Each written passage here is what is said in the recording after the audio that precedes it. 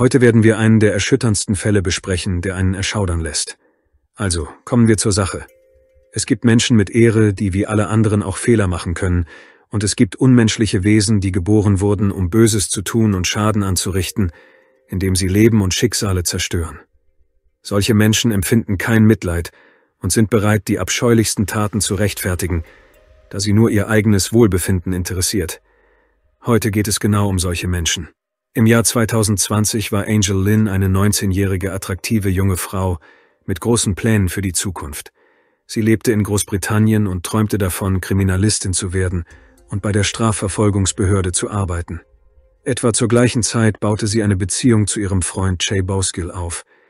Diese Beziehung wurde für Angel zu einem echten Problem, da der junge Mann sie sehr schlecht behandelte und sie körperlich und emotional unterdrückte.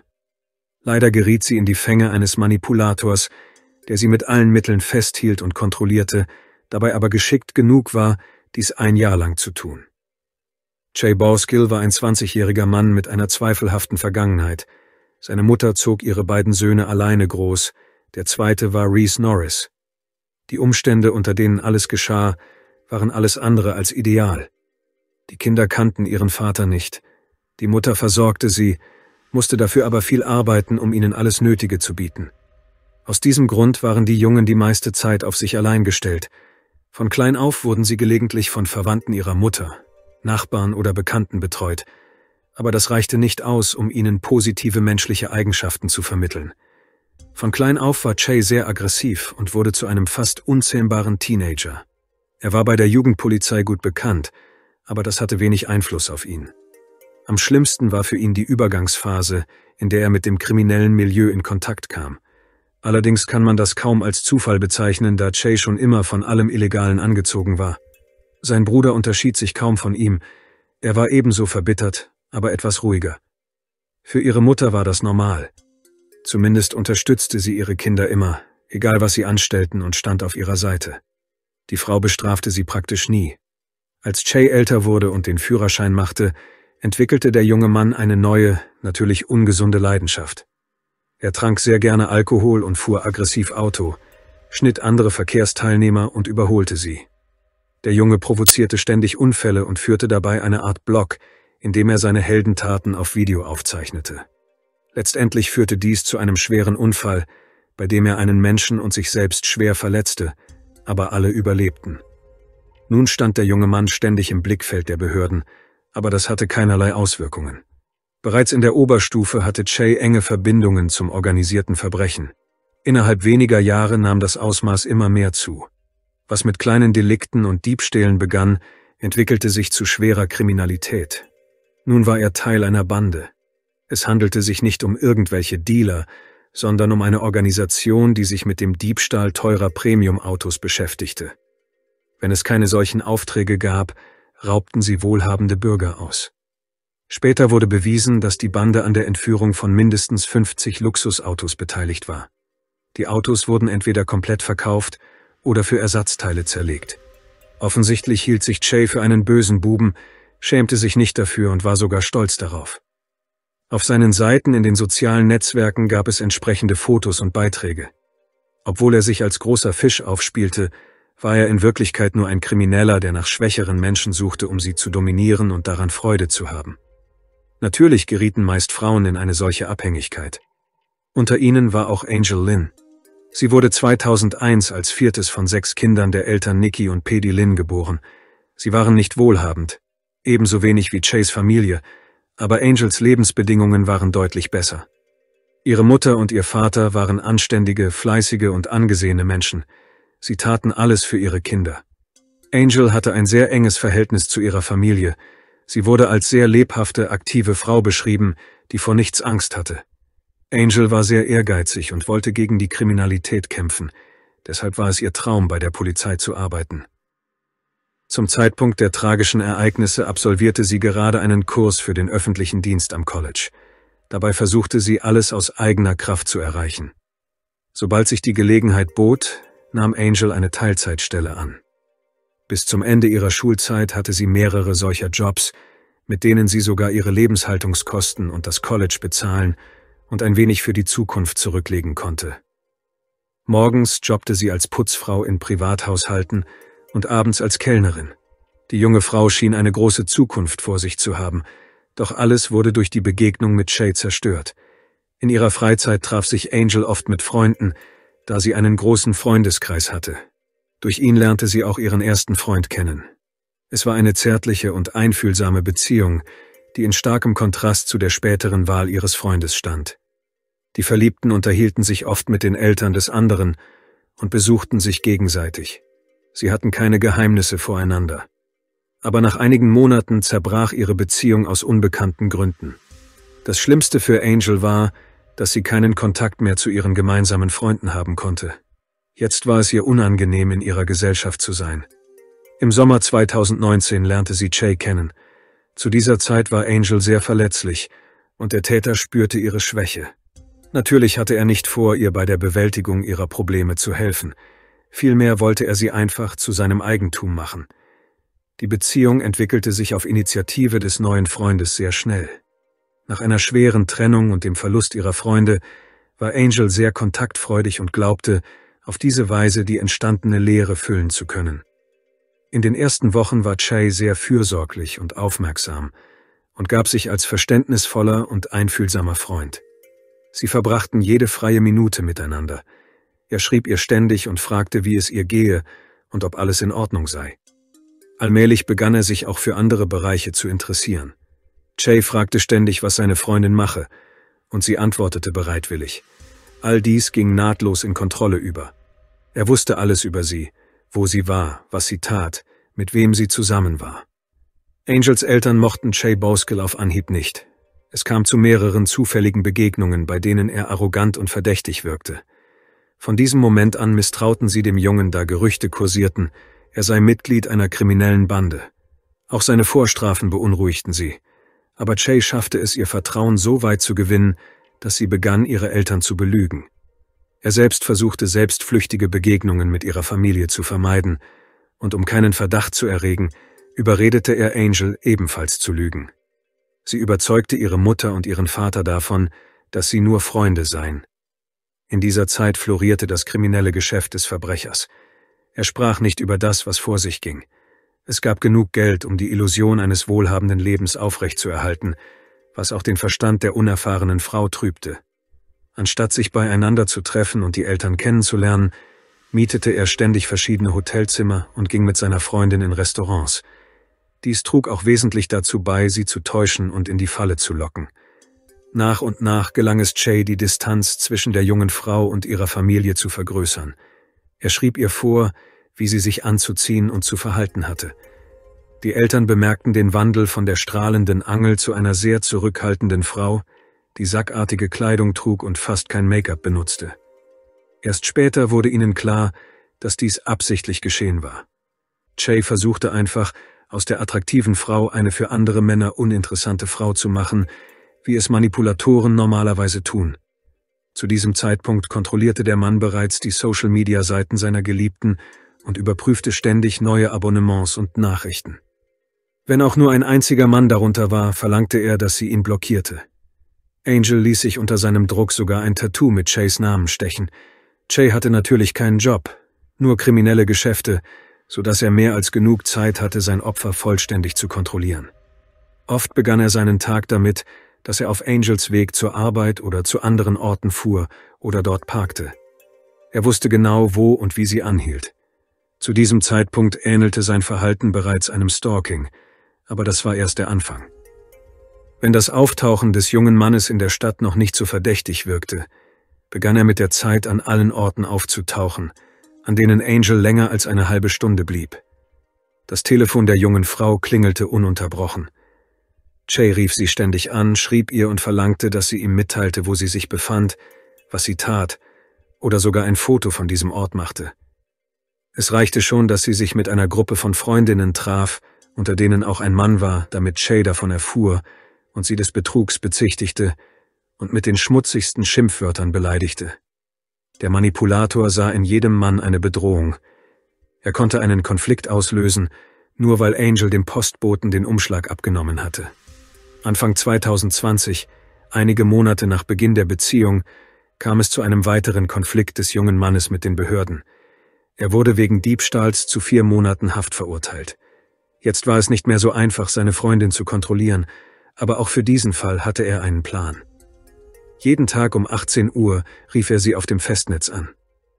Natürlich hätte Che auch auf ihr Handy anrufen können, aber dann hätte er nicht sicher sein können, wo Angel sich tatsächlich befand. Das war eine seiner Methoden, um sie zu manipulieren und zu kontrollieren. Jeden dieser Anrufe nutzte er, um eine Art Verhör durchzuführen und herauszufinden, mit wem seine Freundin den Tag verbracht hatte und ob sie überhaupt Kontakt zu Männern hatte. Er schüchterte sie ein und bestand darauf, dass sie ernsthafte Probleme bekommen würde, wenn er von einer Lüge erfahren würde. Das Opfer befürchtete, dass Freunde aus dem Freundeskreis ihres Freundes sie beobachteten und war gezwungen, sich zu fügen. Als erstes ging Che, nachdem er Mitte 2020 aus dem Gefängnis entlassen worden war, zum Haus der Eltern seiner Freundin und schrie sie an, sie solle ihm das Geld zurückgeben, das er für sie ausgegeben hatte. Wie sich herausstellte, hatte er ihr kurz vor seiner Verhaftung 80 Pfund Sterling gegeben, die die Eltern der Frau ihm sofort zurückgaben. Dabei berücksichtigte der Freund nicht, dass die ständigen aufdringlichen und drohenden Anrufe der Frau während seiner Haftzeit ebenfalls von ihren Eltern bezahlt worden waren. Trotz der Rückgabe des Geldes beruhigte er sich nicht. Von diesem Moment an wurde sein Verhalten noch unberechenbarer. Nun wandte der Mann körperliche Gewalt gegen Angel an. Der moralische Druck hörte nicht auf, aber nach seiner Entlassung aus dem Gefängnis schlug er sie zum ersten Mal schwer. Seine Aggressionen wurden systematisch. Am 9. Juli 2020 meldeten sogar Nachbarn, die Angels Schreie gehört hatten, dies der Polizei. Der Mann, der gegenüber wohnte, war in seiner Wohnung, als der nächste Streit wegen angeblicher Untreue begann. Che stieß Angel so heftig, dass sie mit dem Kopf gegen die Wand schlug und orientierungslos war. Der Nachbar rief die Polizei, aber die jungen Leute taten so, als wäre nichts passiert. Leider weigerte sich die junge Frau, gegen ihn auszusagen. Wahrscheinlich hatte der Mann sie so sehr eingeschüchtert, dass sie einfach Angst hatte. Am Ende blieb der häusliche Tyrann ungestraft. Für Menschen wie Che konnte das natürlich nur zu noch größerer Grausamkeit führen. Ein paar Monate nach ihrer Freilassung wurde Angel Lynn rund um die Uhr emotional und psychisch misshandelt. Er schaffte es, sein Opfer so sehr zu unterdrücken, dass sie sich in einer Falle gefangen fühlte. Angel glaubte, dass niemand sie ohne ihn brauchte, als wäre sie selbst schuld an all diesen Problemen. Er erniedrigte sie und zwang sie sogar ständig, sich für erfundene Anschuldigungen zu entschuldigen. Er ging so weit, dass er ihr sogar ihr verdientes Geld wegnahm und nach eigenem Gutdünken ausgab. Angel ging ständig schlafen, während sie mit ihm kommunizierte, und wachte mit Dutzenden von Nachrichten auf, in denen er sie aufforderte, zurückzurufen. Natürlich konnte sie das nicht während des Schlafens tun, aber das endete immer mit Vorwürfen, sie habe ihn wieder betrogen. Er brachte Angel in einen solchen Zustand, dass sie ständig am Rande eines Nervenzusammenbruchs stand. Anfang September 2020 erreichte sie schließlich den Punkt, an dem sie beschloss, dem ein Ende zu setzen. Das geschah, nachdem Che sie erneut angegriffen, ihr erfundene Untreue vorgeworfen und gegen die Wand geworfen hatte. An ihrem Körper blieben deutliche Spuren zurück. Sie war sich sicher, dass sie eine Schädelfraktur erlitten hatte, als der Schlag ihren Kopf traf. Angel wurde klar, dass es so nicht weitergehen konnte. Letztendlich würde der Tyrann sie entweder verkrüppeln oder umbringen. Es blieb ihr nur, alles langsam auf eine Trennung hinauslaufen zu lassen. Angel wusste, dass bei einer Trennung von einem Manipulator die gefährlichste Phase genau das Ende der Beziehung ist. Durch einen glücklichen Zufall wurde der junge Mann nach der Prügel etwas milder, sodass sie auf den richtigen Moment warten musste. Am 17. September 2020 arbeitete Angel von frühmorgens an als Putzfrau. Nachdem sie fertig war, sollte sie Che und seinen Freund Roka vom Sunset abholen. Die Jungs waren 20 Jahre alt, während Angel 19 war. Sie benutzten sie oft als Taxifahrerin, wenn sie getrunken oder etwas Stärkeres konsumiert hatten. Sie kam auf den Parkplatz, wo ihr Freund in einem Lieferwagen auf sie wartete. Die Gruppe benutzte das große Auto, um ihre kriminellen Geschäfte zu erledigen. Angel holte den Freund aus der Wohnung, dann fuhren alle drei aus der Stadt hinaus. Irgendwann kam es im Auto wieder zu einem Streit. Sie hielt einfach auf der Autobahn in der Nähe der Stadt an, stieg aus und ging zu Fuß in Richtung ihres Zuhauses. Che hatte nicht vor, sie einfach so gehen zu lassen. Er rannte hinterher, holte sie ein, packte seine zierliche Freundin und schubste sie zurück in den Lieferwagen. Roka saß am Steuer und fuhr einfach weiter in Richtung eines benachbarten Vororts.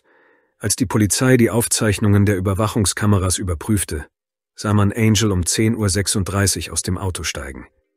Jetzt saß Angel zwischen Roker und Shay. Beide hinderten sie daran, zur Tür zu gelangen, um aus dem Auto auszusteigen. Es handelte sich um eine Entführung. Etwa zur gleichen Zeit gingen bei der Polizei mehrere Meldungen über einen Transporter ein, der sich auf der Straße auffällig verhielt. Das Auto schlängelte sich und schwankte. Später wurden die Aufzeichnungen analysiert. Es sah so aus, als würde Angel in diesem Moment mit den Verbrechern kämpfen, um zu fliehen. Das aggressive Fahren ging weiter. Wahrscheinlich geschah im Innenraum etwas noch Brutaleres. Um 10:47 Uhr schlängelte sich das Auto erneut, geriet auf die Gegenfahrbahn und schnitt andere Verkehrsteilnehmer, wobei es stellenweise bis zu 100 Kilometer pro Stunde erreichte. Plötzlich öffnete sich während der Fahrt die Seitentür und ein verdächtiger Gegenstand fiel auf die Straße, der nur knapp den Rädern eines vorbeifahrenden Autos entging. Andere Verkehrsteilnehmer sahen eine Frau, die entweder herausgefallen oder durch die Seitentür gestoßen worden war.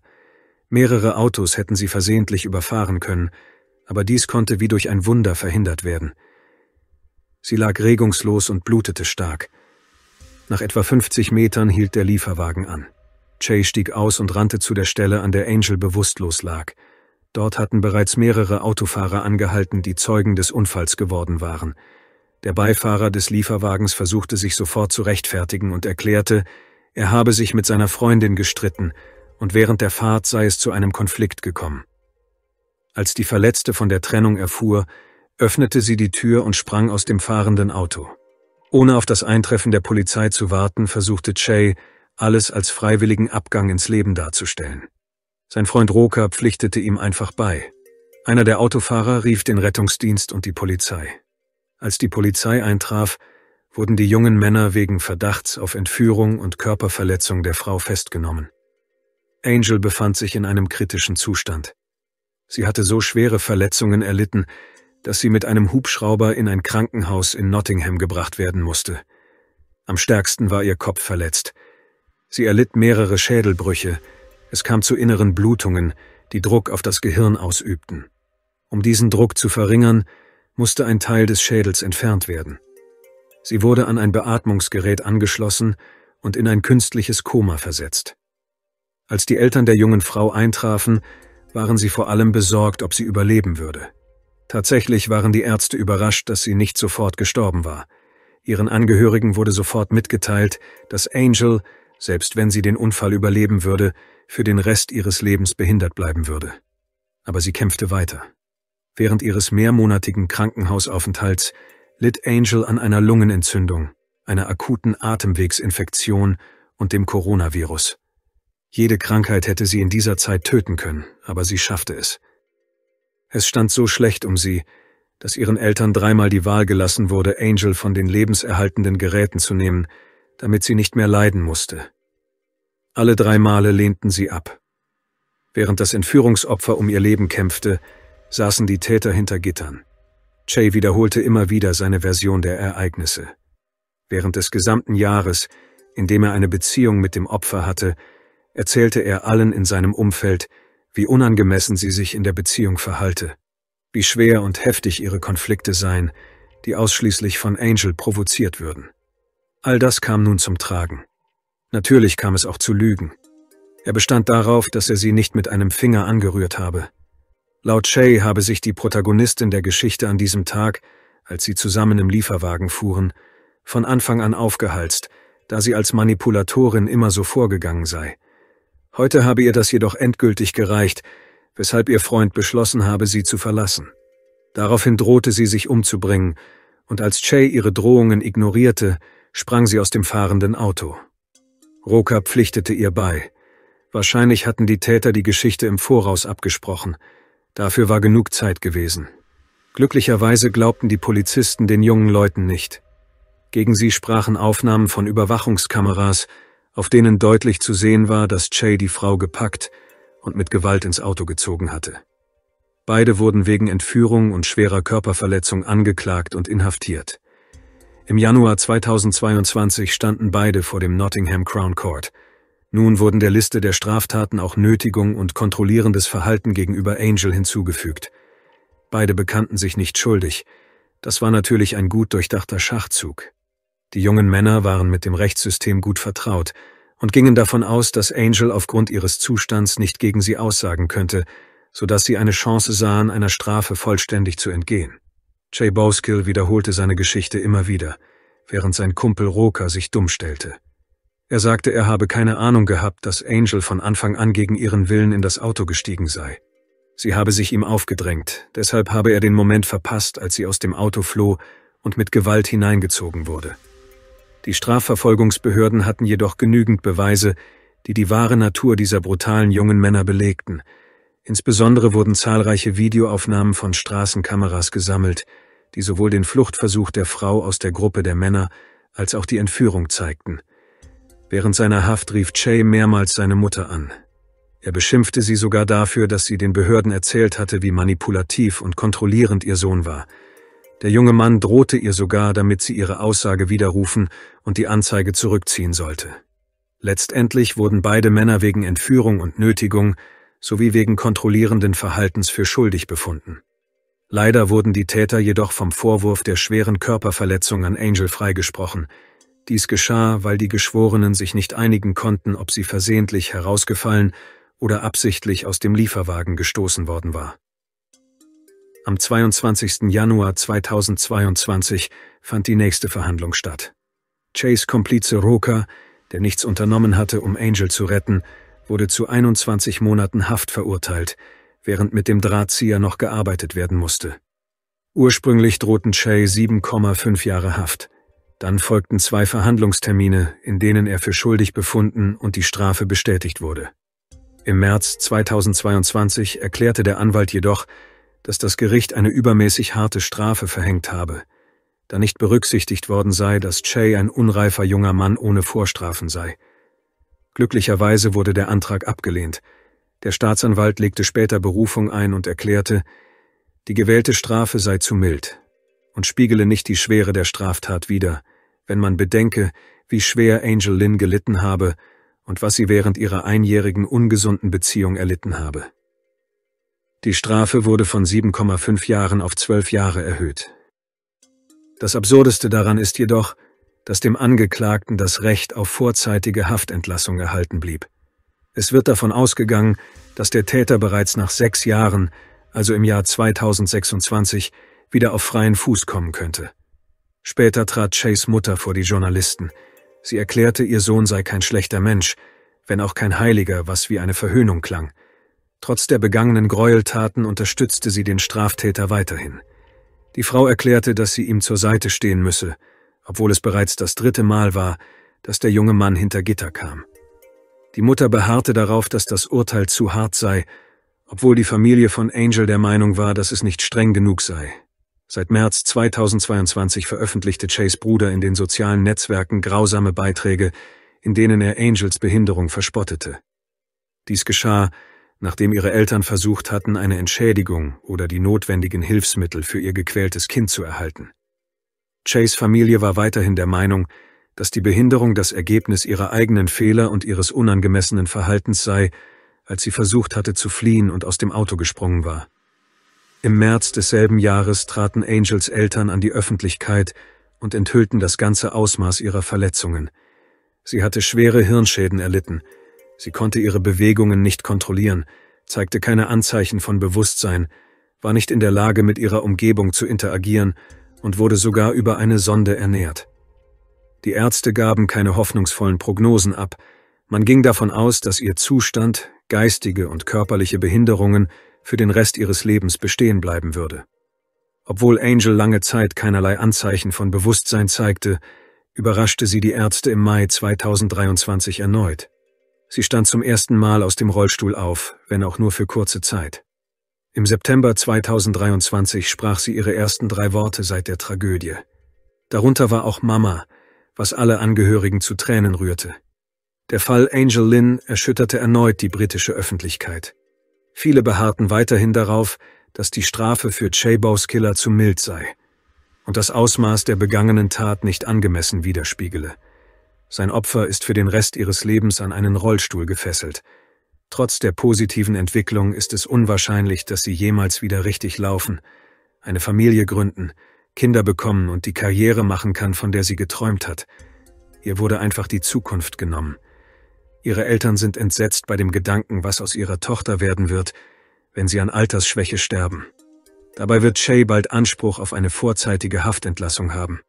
Die Familie Lynn hat erklärt, dass sie mit allen Mitteln dafür kämpfen wird, dass er zumindest die gesamten 12 Jahre hinter Gittern verbringt.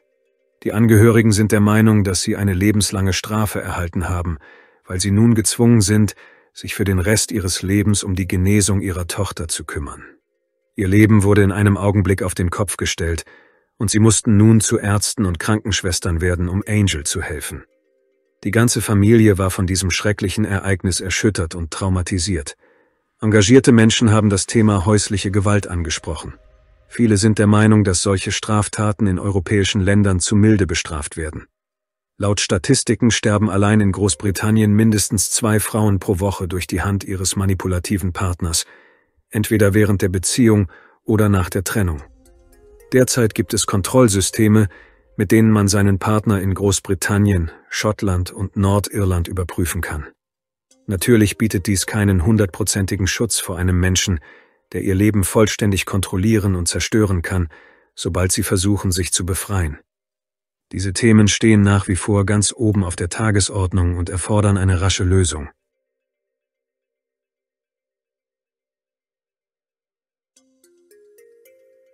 Danke fürs Zuschauen und passen Sie auf sich auf.